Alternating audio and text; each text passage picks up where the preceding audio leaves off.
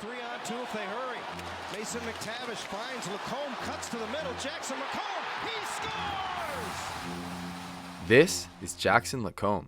He's a 24-year-old, 6'2", 205-pound left-handed defenseman on the Anaheim Ducks, but if you're a casual hockey fan, you're probably right to have never heard of him. Since Anaheim began their rebuild in 2019, they've drafted highly skilled defensemen and had multiple top 3 picks taking centers in the draft while in the search for the future face of the team. And yet, seemingly out of nowhere, the first defenseman they drafted in the rebuild 6 years ago is the best. What's going on here, and is Jackson LaCombe actually legit?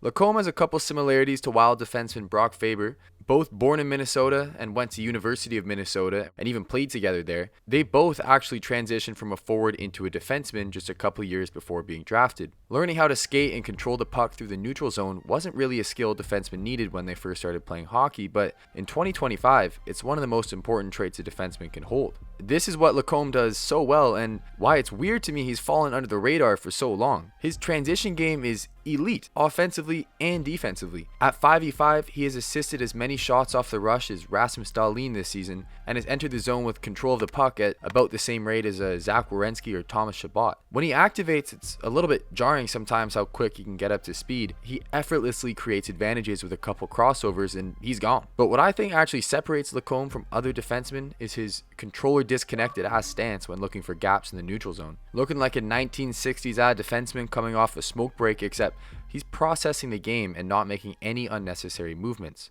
Combined with his innate talent at entering the zone, LaCombe makes it look genuinely easy to break in against the best in the league. Against Florida, the #1 team in the NHL at preventing opposing zone exits, they are also arguably the best neutral zone forechecking team in the league. It's got them back-to-back cup finals, and it's what makes it so special when LaCombe went 18 out of 19 on zone exits against them. Against the top forechecking line on Florida, Tkachuk, Reinhart, and Barkov, Terry drops it back for LaCombe, who has a couple of options here.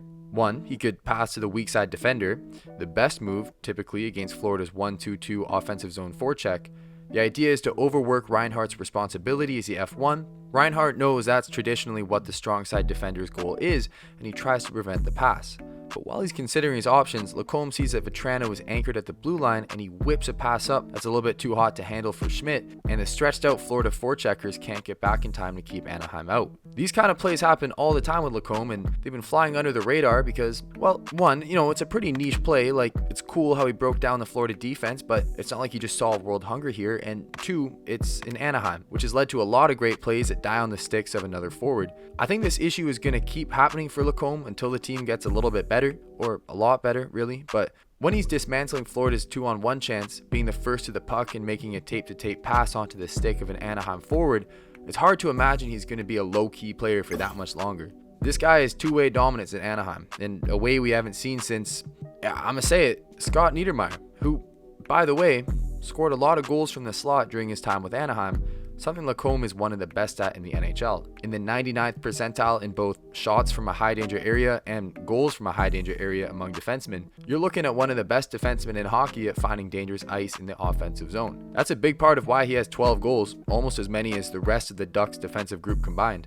But when he's not in the slot, he's scoring off the rush. 7 of his 12 goals have come from the rush, just such an impressive feat considering what's happening in Anaheim. While the weak side defender activating has been a staple of the Greg Cronin breakouts, we're still looking at a team that can confidently be rated as one of the worst in the NHL at getting the puck out of the zone. They have the 30th ranked puck retrieval rate in the defensive end and across all zones on the ice.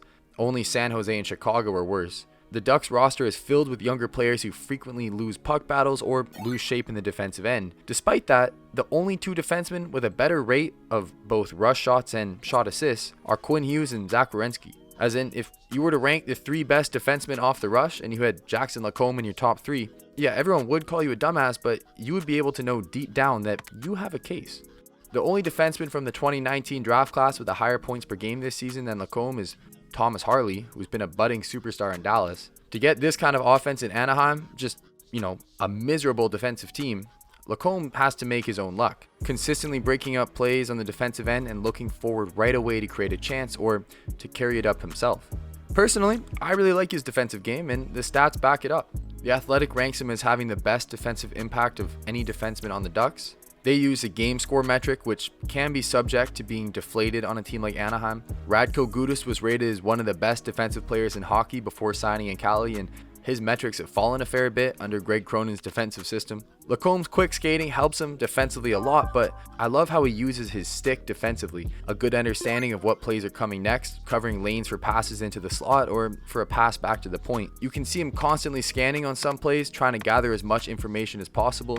But when there's a fire drill, his skating really does prove to be useful. He's first back after a Zegras turnover and harasses Aho on the breakaway chance, sticks with him along the boards, and he's also the first to the puck that Slavin bobbles. The key to LaCombe's game in a time like this is keeping his composure and making the right play. If there's 3 Carolina players in the offensive zone while Anaheim is on the power play, that means there's a play to be made the other way. Quick sauce to Zegras, who again cannot connect on the pass. LaCombe is leading the Ducks in takeaways while having the second lowest giveaways per 60. It's a complete testament to his puck control. He doesn't make mistakes the way you would expect from an up-and-coming guy like this, but part of that is, well, he's already 24 years old.